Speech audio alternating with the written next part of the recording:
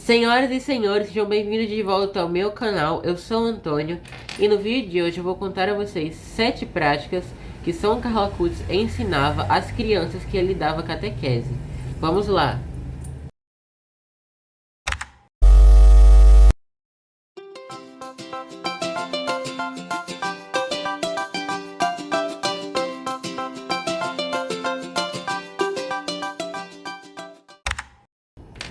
A primeira prática que São Carlos Acutis ensinava era ir à missa diariamente e também comungar com uma certa frequência, uma frequência muito grande.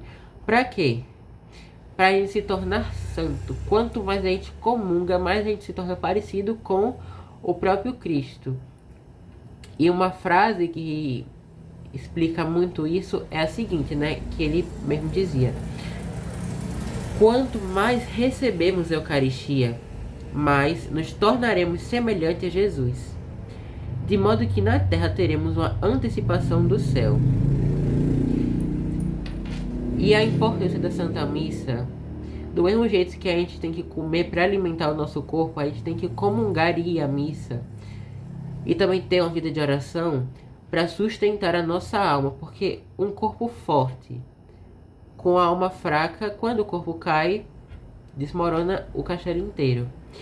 Mas mesmo um corpo fraco com uma alma forte, alicerçada na rocha, pode bater o vento, as ondas ou as tempestades e que não vai cair, porque está sustentado pela rocha que é Cristo.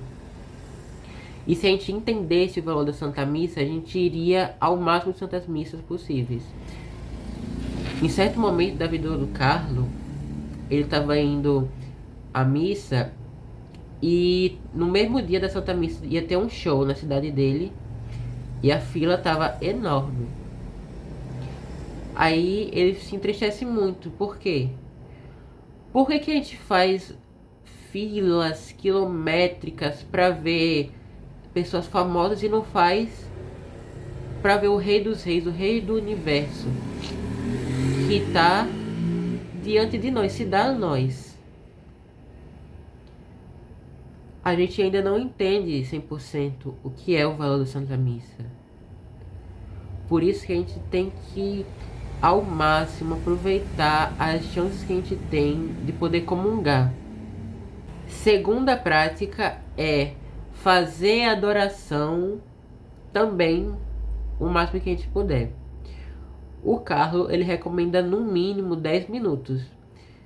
Que a gente da missa todos os dias, 10 minutos, 5 minutos antes da missa começar e 5 minutos depois, para quando terminar a missa a gente não ir embora direto. Para quê? Para estar constantemente na presença do Senhor. E outra frase que ele dizia era: ao estar diante de Jesus Eucarístico, nos tornamos santos. Né? Que antes disso ele também fala que da mesma forma que a gente, ao ficar exposto ao sol, ficamos bronzeados, ficamos queimados, ao ficar na presença de Cristo, nós nos tornamos santos. Santa Teresa d'Ávila, em certo momento da vida dela, teve um dia que ela não estava com nenhuma vontade de adorar ao Senhor.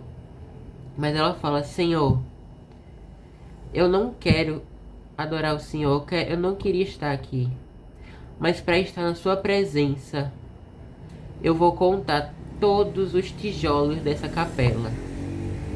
E tempos depois, né, ela conversando com o Senhor, ela pergunta: Senhor, qual foi o momento que eu mais o amei?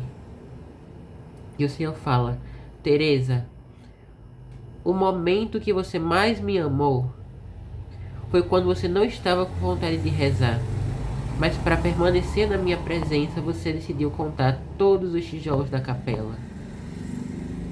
Essa é a importância de nós estarmos na presença de Cristo constantemente, para crescer cada vez mais na intimidade com Cristo. Porque é isso que é. Como é que a gente vai ser amigo, vai ser próximo de uma pessoa que a gente não conhece, não tem contato? Essa é a importância para a gente desenvolver uma relação profunda com Deus. E fazer um paralelo com a Teresa d'Ávila, quanto mais íntimos nós somos de Jesus, mais a gente avança no castelo até a sétima morada. A terceira prática é rezar o rosário todos os dias. A própria Nossa Senhora, em várias aparições, por exemplo em Fátima, ela pede que nós rezemos o rosário, o terço. Porque o rosário, depois da Santa Missa, é a arma mais poderosa, mais eficaz contra o demônio. Certa vez, Padre Pio estava numa doença e tinha um irmão cuidando dele no quarto, e ele pede, pegue a arma, pegue a arma. E o irmão pergunta, Padre Pio, que arma? Aí o Padre Pio fala, a arma está em cima da mesa. E o que era essa arma? Era o Santo Rosário, era o Santo Terço. Cada Ave Maria do Santo Terço é uma pedra jogada na cabeça do demônio e uma rosa oferecida a Nossa Senhora. Então imagina, quando a gente reza o rosário, quantas rosas, a gente dá uma coroa de rosa a Nossa Senhora, e também estamos dando, podemos dizer assim, né, uma surra espiritual no demônio, que ele fica muito incomodado, mais até do que o próprio Senhor. Por quê? Porque Nossa Senhora, na humildade dela, causa mais mal ao demônio. Por quê?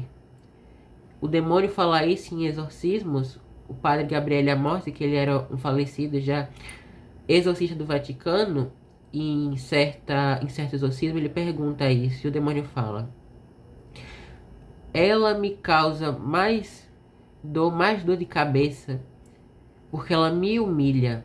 Para ele é mais humilhante ser derrotado por uma simples criatura que é Nossa Senhora do que o próprio Deus. Então, para a gente entender a importância do Santo Rosário, que é a escada que nos leva ao céu, a escada mais segura, mais eficaz, para a gente se santificar e chegar ao céu mais rápido, que é o Santo Rosário. A quarta prática é ler ao menos uma passagem da Sagrada Escritura diariamente. Para quem não tem o costume de ler, uma passagem pode ser muito, né? Até porque na Bíblia tem algumas passagens que são bem longas. Mas para quem já tem um hábito, fica até mais fácil.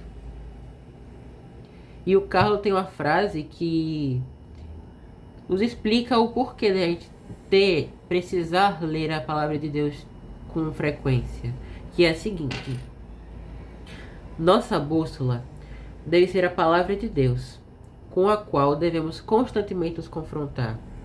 Por quê?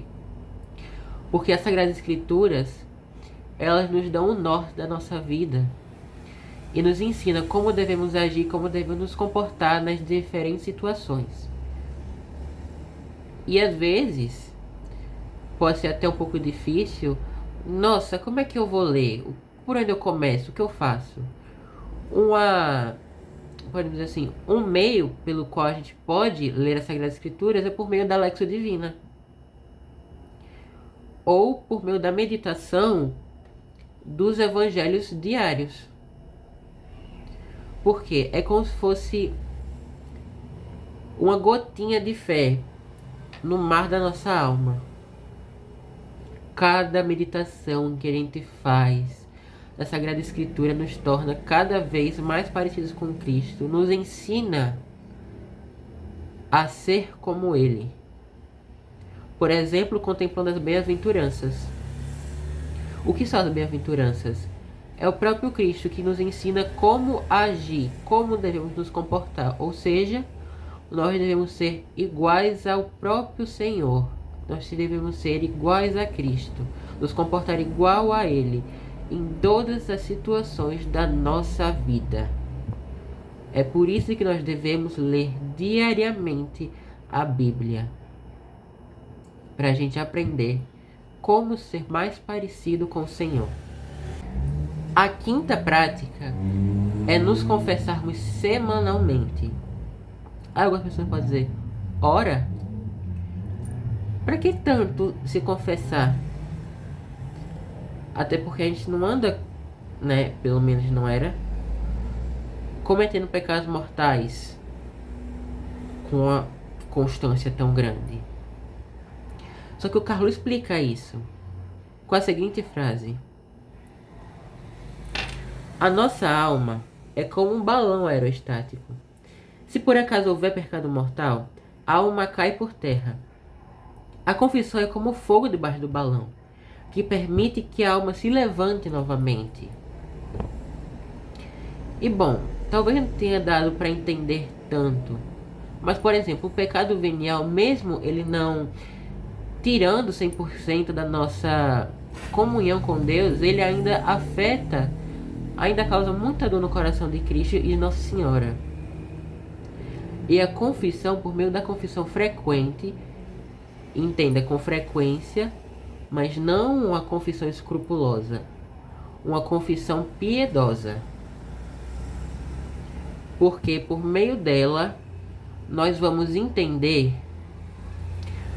quais são as coisas, quais são os pecados que a gente mais é suscetível a cometer.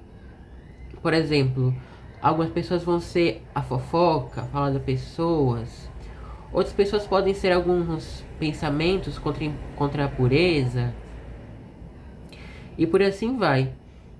Então, por meio da confissão, nós podemos, primeiro, apagar as culpas desses pecados, apagando já aqui essas culpas, nos arrependendo,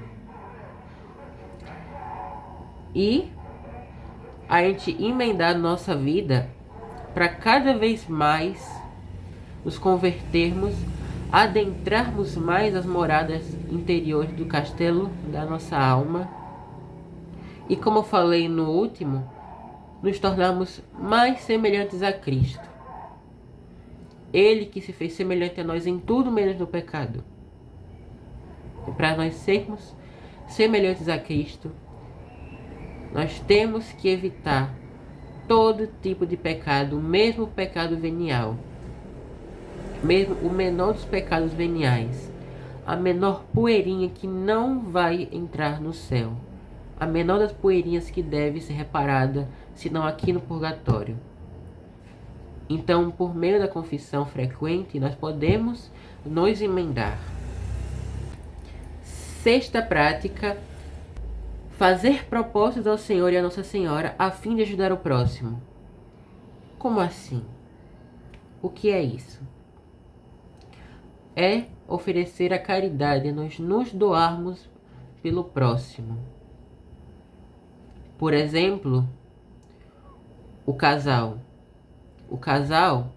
católico, o homem deve se doar 100% à esposa com o objetivo de santificá-la. Do mesmo jeito, a mulher deve se entregar 100%, se doar 100% ao homem a fim de santificá-lo, e os dois juntos chegarem à santidade. Do mesmo modo, o sacerdote deve empreender todos os meios para salvar o seu rebanho. Todos os meios para salvar as almas. Do mesmo jeito, nós devemos empreender todos os meios para reparar as nossas faltas.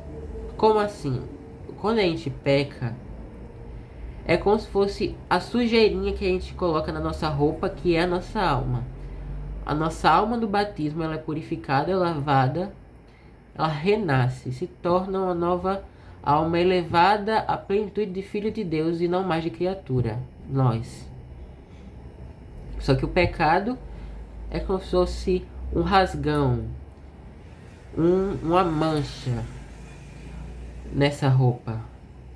E a confissão, ela é capaz de reparar essas manchas. A nossa culpa, mas a nossa pena temporal, se não aqui, se não reparada aqui, no purgatório. O que é essa pena temporal? Vou dar um exemplo prático para vocês entenderem. Imagina que tem uma criança jogando bola no quintal e ela, ao chutar a bola, acaba acertando a janela da vizinha. A criança vai lá, se desculpa, se arrepende, mas a janela não vai se consertar sozinha. É preciso que essa criança Ajude a senhora a consertar a janela. Como? Ajudando com dinheiro, né? Se a criança tiver mesada, ajuda. Se a criança não tiver mesada, ela pode oferecer, ela pode varrer a janela e juntar fundos para consertar a janela. Do mesmo jeito é a nossa alma. Quando a gente peca, a gente rompe com o Senhor. Se for um pecado mortal, se for um pecado venial, a gente só causa uma grande dor ao Senhor, o que ainda é uma coisa ruim. E a confissão apaga essa nossa culpa. Contudo, a dívida por essa falta ainda precisa ser reparada. E é por isso que o Carlos ensina a oferecer não só a caridade, como também o sofrimento.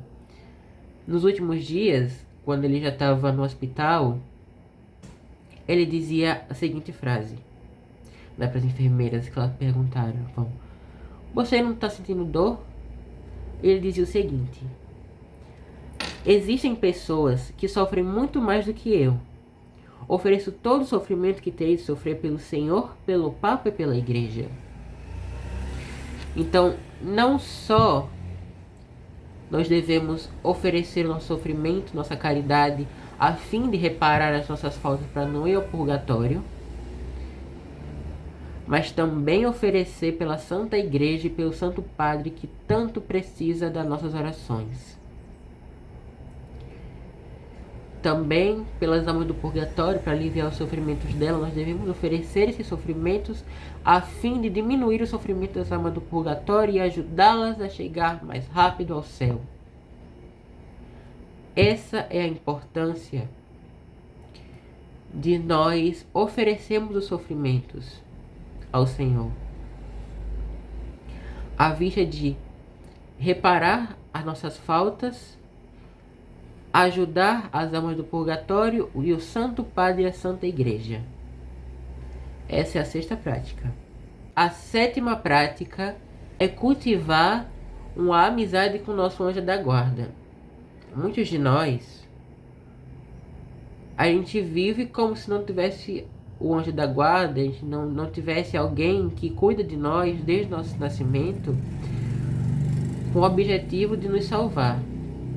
Porque o anjo da guarda, cada um tem o seu. Quando a gente morre, o anjo da guarda volta para o Senhor. E cada anjo é único para cada pessoa. Então ninguém tem o mesmo anjo da guarda. E para que nós devemos cultivar essa amizade com o anjo da guarda? Para nos tornarmos íntimos dele e ajudar a nos aproximar cada vez mais do Senhor. Tem por objetivo nos tornarmos semelhante a ele. E também nos momentos mais difíceis, nas tentações, nós devemos chamar pelo anjo da guarda e pedir a sua ajuda para não cometermos os pecados. Porque o anjo da guarda, ele nos ajuda. Só que ele faz. Mas a eficácia dessa atividade dele não pode se dar sem o nosso consentimento. Ou seja, mesmo que ele nos ajude, se a gente não ajudá-lo também, não pedir a ajuda dele, nós corremos o risco de pecar e, em determinadas situações, cometer um pecado mortal, que é uma coisa terrível. Então, busquemos essa intimidade com o Santo Anjo. Como é que a gente pode fazer isso? Uma boa forma é por meio da oração do Santo Anjo. É chamando ele em todos os momentos que a gente precisar, em todas as coisas que a gente for fazer, a gente chame o auxílio do Santo Anjo. Por exemplo, quando a gente for fazer uma prova, quando a gente for sair de casa, para que ele nos acompanhe e nos proteja. E muitas coisas o anjo nos protege, a gente não vê, coisas que a gente só vai entender no dia da nossa morte, que a gente vai ver o quanto que ele nos ajudou. Mas nós precisamos fazer a nossa parte e ajudar também o Santo Anjo da Guarda a nos ajudar, à vista de nos aproximarmos mais de Cristo e nos tornarmos semelhante a Ele. Então, pessoal, esse foi o vídeo. Eu espero que vocês tenham gostado. E eu espero que vocês levem esses ensinamentos para a vida de vocês. E por meio desses ensinamentos, vocês possam se santificar, se tornar mais semelhante a Cristo. Obrigado. Não se esqueça de deixar um comentário, se inscrever no canal, deixar um gostei. Se possível, também compartilhe com as pessoas que você gosta, seus amigos, sua família. E até a próxima. A paz de Jesus, o amor de Maria, São Carlos Acutis, rogai por nós.